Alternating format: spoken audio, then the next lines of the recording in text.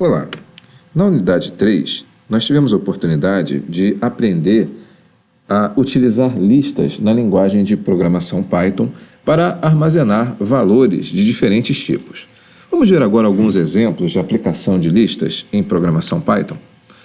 Bem, eu vou abrir o ambiente de programação PyCharm. E aqui eu já tenho um exemplo pronto, onde se pede que seja digitado um valor inteiro de 0 a 10. Observe aqui o enunciado. Faça um programa que verifica se foi digitado um valor inteiro de 0 a 10. Bem, para resolver esse problema, aqui na linha 6, foi criada uma lista chamada valores. E essa lista contém palavras. Repare, entre aspas simples, eu tenho 0, 1, 2, 3, até chegar a 10. O objetivo é fazer com que o usuário digite um número entre 1 a 10 e quando ele digitar esse número, o programa vai exibir uma dessas palavras que está aqui na minha lista de valores. Vamos ver como isso é feito. Bem, aqui na linha 9 eu tenho uma estrutura de repetição. Dentro dessa estrutura de repetição, nós temos na linha 10 a variável número e associada a ela eu tenho o comando input, onde o usuário vai receber uma solicitação de digitar um número entre 0 e 10. O que ele digitar vai ser convertido para inteiro e armazenado em número. Em seguida, vai ser feita uma comparação. O if está sendo utilizado aqui da seguinte forma. A verificação envolve saber se o número está entre 0 e 10, ou seja, se o número digitado é maior ou igual a 0 e menor ou igual a 10. Se isso for verdade, ele vai utilizar o comando que está aqui na linha 13, o comando break, que vai forçar uma saída da estrutura de repetição. Em seguida, ele vai fazer o que está aqui na linha 15. Ele vai escrever na tela, você digitou o número. E aí, do lado, ele vai mostrar o que está contido dentro da lista valores, na posição indicada pelo número que eu digitei. Bom, o que vai acontecer então na prática? Se eu digitar o número 4, por exemplo, simples, ele vai exibir a palavra 4, que está armazenado aqui. Bom, e se eu digitar 1? Bem, a mesma coisa. Ele vai procurar a palavra 1 e vai mostrar a palavra 1 aqui, na tela. Mas como assim? Bem, repare que eu pedi para ele escrever, você digitou o número, e aqui eu tenho a lista valores, e a posição da lista valores representada pela variável número.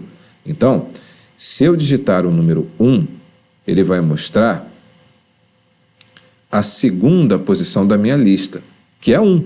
Sim, porque a lista começa com a posição 0, lembra? Bem, e se o usuário não digitar um número entre 0 e 10? Se ele digitar, por exemplo, 11, bem, nesse caso, ele vai exibir essa palavra, ou melhor dizendo, essa frase que está aqui na linha 14, tente novamente. E aí, ele continua na estrutura de repetição. Vamos ver o funcionamento do programa? Eu vou executar, e agora eu tenho aqui na área de console a mensagem, digite um número entre 0 e 10. Propositalmente, eu vou digitar um número 90. Veja o que vai acontecer. Tente novamente.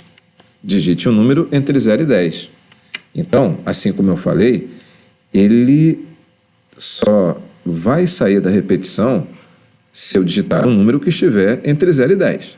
Vou digitar o número 80. Mais uma vez, ele botou a mensagem, tente novamente, e pediu para que eu digitasse o número entre 0 e 10, aqui na minha área de console. Bem, agora eu vou fazer a coisa certa. Eu vou digitar o número 7. Você digitou o número 7. Ou seja, vamos mostrar aqui novamente o código. Vou utilizar aqui a minha barra de rolagem. Quando ele pede para que eu digite um número entre 0 e 10, ele em seguida faz a comparação.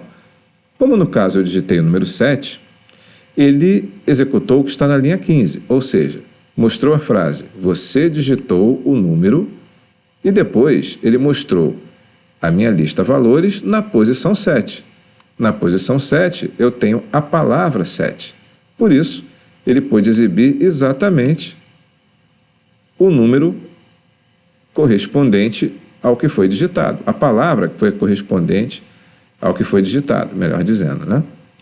Bem, se eu executar mais uma vez e digitar, por exemplo, o número 1, ele vai escrever, você digitou o número 1. Interessante, né? Veja como é fácil utilizar listas. Bem, daqui a pouco nós vamos ver outros exemplos de uso de listas em Python.